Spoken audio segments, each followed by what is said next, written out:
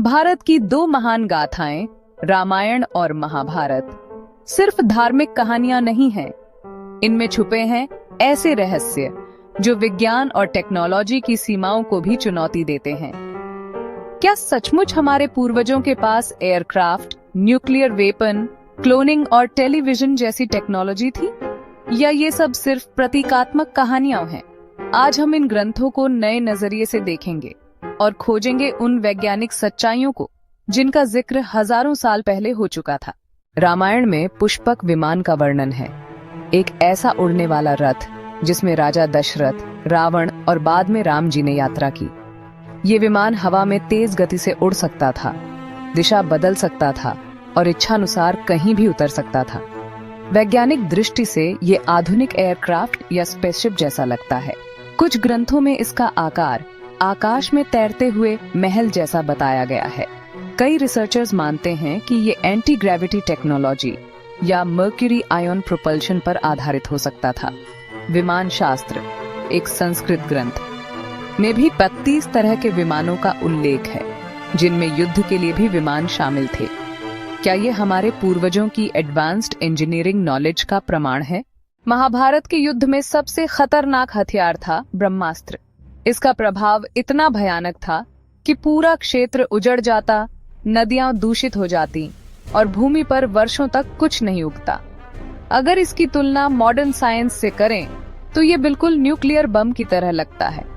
Atomic blast के बाद radiation से मिट्टी बंजर हो जाती है, पानी पीने योग्य नहीं रहता और लोग बीमार हो जाते हैं। कई इतिहासकार मानते हैं कि महाभारत वास्तव में एक न्यूक्लियर वॉर था।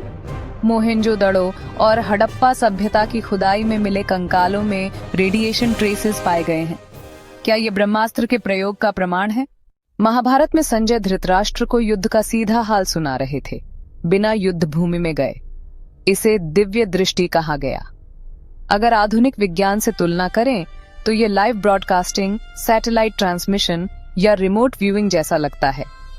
आज हमारे पास ड्रोन्स और लाइव टेलीकास्ट हैं, लेकिन हजारों साल पहले ये कैसे संभव था?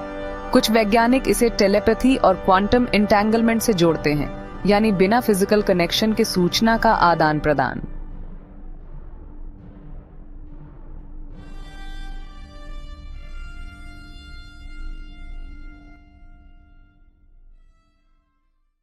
महाभारत में वर्णन है कि गांधारी ने 100 कौरव पुत्रों को जन्म दिया।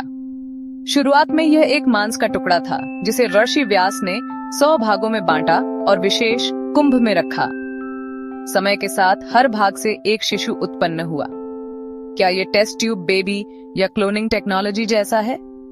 आज लैब में डीएनए से क्लोनिंग और आईवीएफ से टेस्ट ट्यूब बेबीज पैदा किए जाते हैं। क्या ये उसी प्रक्रिया का प्राचीन रूप था? महाभारत में अश्वत्थामा को श्राप मिला था कि वह 5000 साल तक जीवित रहेगा, लेकिन दुख और पीड़ा में कहा जाता है कि वह आज भी पृथ्वी पर भटक रहा है। क्या यह सिर्फ कथा है या इसमें जेनेटिक इंजीनियरिंग और लॉन्गेविटी साइंस की झलक है?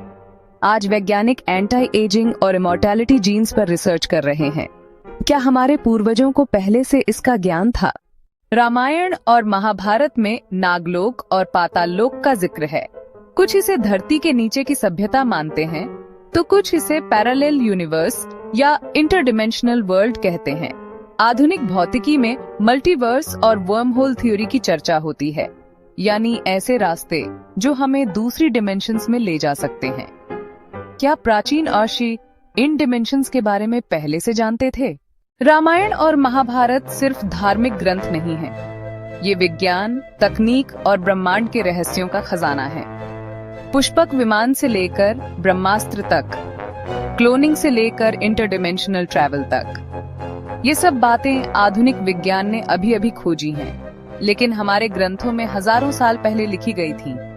अब सवाल आपसे, क्या ये सब सिर्फ कल्पना है या सचमुच हमारे पूर्वजों के पास एडवांस्ड साइंस और टेक्नोलॉजी थी? कमेंट में अपनी राय जरूर लिखें और ऐसे ही रहस्यमयी और ज्ञानवर्धक वीडियो के लिए सब्सक्राइब करें GYN Tech AI।